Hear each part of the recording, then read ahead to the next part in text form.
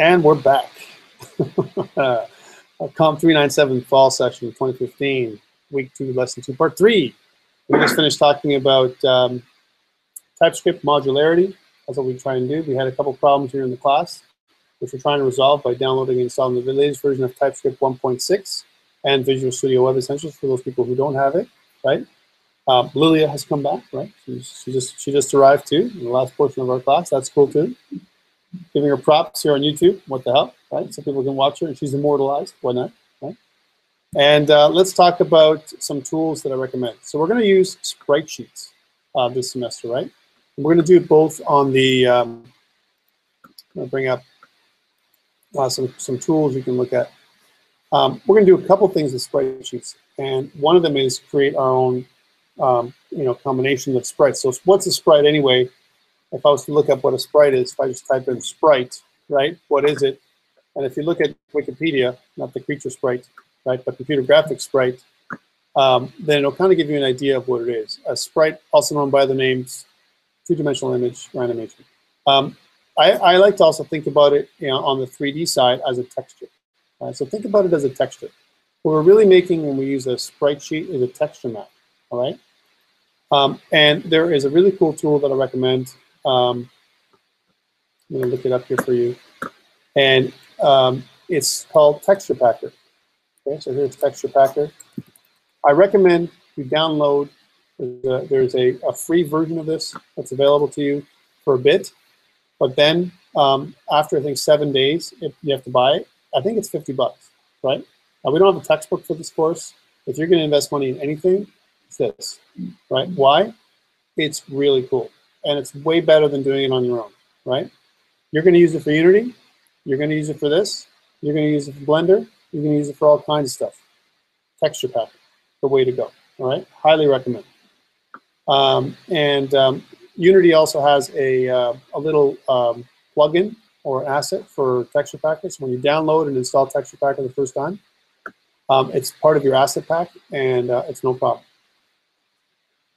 So they also have some really cool tutorials on how to use Texture Packer and everything else to make sprite sheets, right? It's kind of become the industry standard in 2D, I'll tell you right now. And a lot of people use Texture Packer. Some people use Flash to create the textures. You can also do it in Photoshop the long way. And you can also do it on your own by using some kind of a program like GIMP and then creating your texture map on your own. The problem is you have to measure the pixels. You have to figure out how wide the actual object is for each object. It's a lot of freaking work, right? Texture Packer does it all for you. So what does it look like? On the Mac, by the way, it's available on Mac, Windows, it's cross-platform. Yeah, my Mac has one of these things today where it loads slow. Texture Packer looks like this on the Mac. And if you notice, I can choose a different target. Right now, I'm targeting Unity. I don't have to. I can also target, if I scroll down, there's different options here. Look at EzelJS, CreateJS. There's an output for EzelJS and CreateJS, or pure CSS. If you want to do sprite sheets for CSS, there's an output.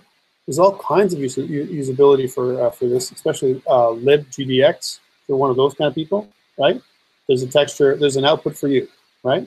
So let's go to EzelJS, CreateJS. There's also Phaser. All the main games are here. Cocos 2D. That's a very popular system. Starling and Sparrow and Starling. Hey, there's an update.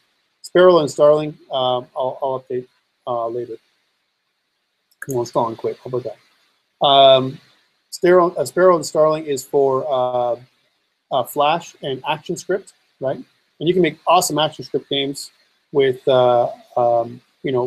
Starling, the Starling framework for ActionScript. It's very similar to JavaScript, and it's very powerful. Again, games that work on iOS and Android, as well as mobile games, right? Starling. And I've done a course like that before as well, with animation for 2D games. I have up on kind of a tutorial on YouTube for that one. It's a little old because it's been a while since we've done Flash, but it's up there. It's very similar to what we're doing here. Again, there's all kinds of other outputs, but the one we care about, like I said before, right, is EzelJS. So we're going to go to that one. Let's look for EzelJS. Here it is, and I'm going to click Create Project. So if you notice, I've got this little drag and drop area. And here, what I want to do is I want to drag and drop some sprites in here, right, to create my my sprite map. Right. So let me just get rid of this for a second. And I need to have some assets. And I'm working on this Mail Pilot game for the guys who are doing Game Programming 1, right? So I should have a few assets in here, like images, that are going to be shown. So I have a couple of them that I want to show you. I've already got an atlas, but I want to show you this. So here's my cloud. There's a cloud, right? And I've got my plane, right? Here's my plane, right? And I want to add in my ocean. I know you guys are laughing, but here's my, not my ocean. I want to add my island in, right? Because an island is pretty cool. Right? So what am I doing, right? I have all these sprites, right? And I create a texture that I can use, and I can export this texture, and it gives me two things. It gives me a JSON file, right? Which describes the location of all my objects, number one, and also a compressed texture that has all the textures together in one. So instead of having like to load, you know, a bunch of different, let's say I have 20 different buttons. Instead of having each button in its own file, that's a lot of page loads, right? I'm loading each button. I'm calling the file system a bunch of times. I don't want to do that. I only want to call the file system once with one big texture, right? And then I want to describe where my objects are on my texture with a JSON file, right?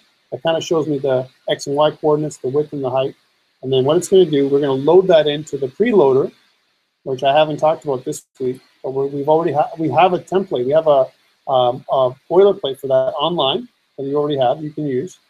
And it already has a preloader, and I can use a texture there as a sprite sheet as opposed to one at a time. The other thing that sprite sheets are awesome for, I'm going to put this up to you as well, I can do frame-based animation.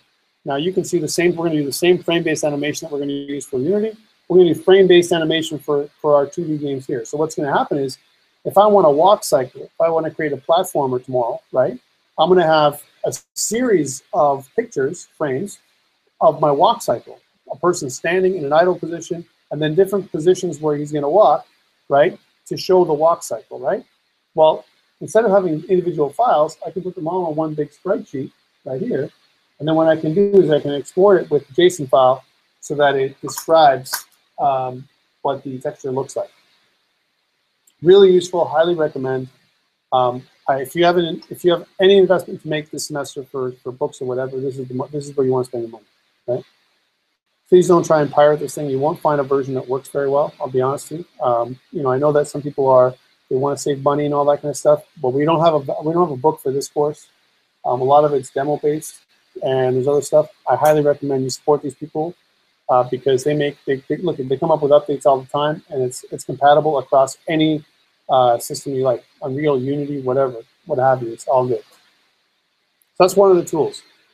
I don't want to pipe these people too much, but that's one of them. We're going to do more examples of this tool later on, but I think it's a worthwhile buy. The other tool that I think is really cool that's online and free, I like the online and free. That's good too. Okay. Is Litera. If I go to Litera, I look for Litera, and it's quasars.com/Litera.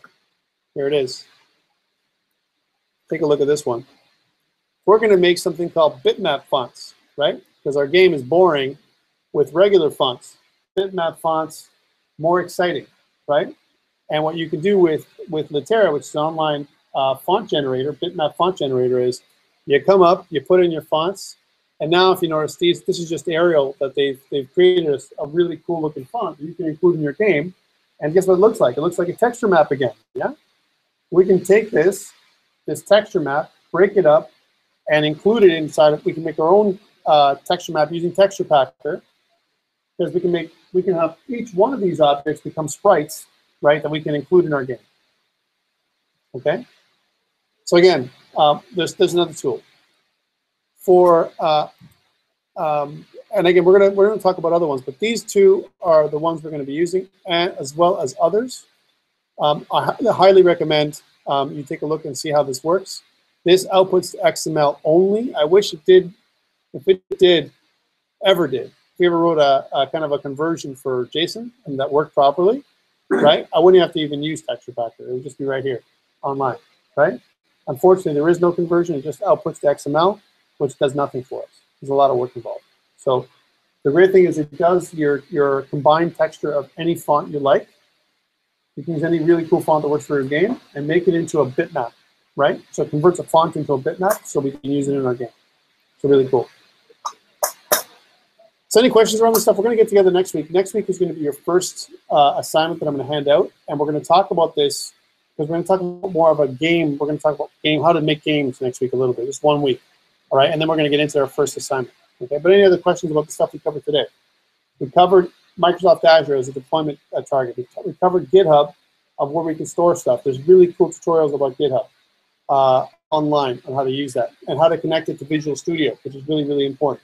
We covered how to make our own file from scratch and how to make a module with TypeScript, which is really cool, right? And we did all that today. Lots of stuff. We have 3 videos. Please refer to them if you need them as reference. That's what they're there for. If you missed something that we did today in class. Otherwise, sayonara. See you next week. And let's end this up.